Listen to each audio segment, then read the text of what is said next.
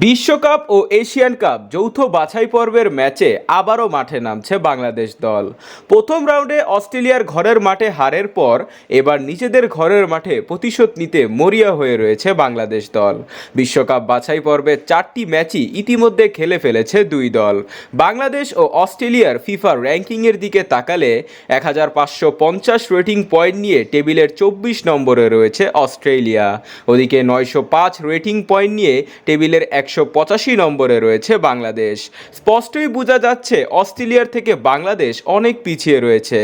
বিশ্বকাপ ও Asian cup বাছাই পর্বের পয়েন্ট টেবিলের দিকে তাকালে 4টি ম্যাচ খেলে 4টিতেই জয় পেয়ে 12 পয়েন্ট নিয়ে টেবিলের 1 নম্বরে রয়েছে অস্ট্রেলিয়া।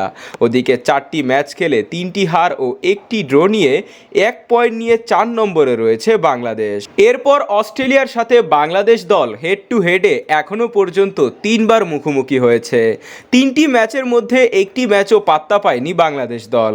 মোট কথা 3টি ম্যাচের মধ্যে একটি ম্যাচও জিততে পারেনি জামাল ভুঁইয়ারা। সর্বশেষ ম্যাচে এই অস্ট্রেলিয়ার কাছে 7-0 গোলে পরাজিত হয় বাংলাদেশ দল। সর্বশেষ 5 ম্যাচে বাংলাদেশ দল 3টি ম্যাচ হেরেছে ও 1টি ড্র ও 1টি জয় পেয়েছে।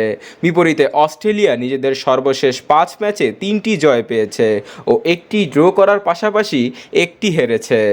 জুনের 6 তারিখ বাংলাদেশ সময় বিকাল 4টা 45 মিনিটে এই ম্যাচটি অনুষ্ঠিত হবে।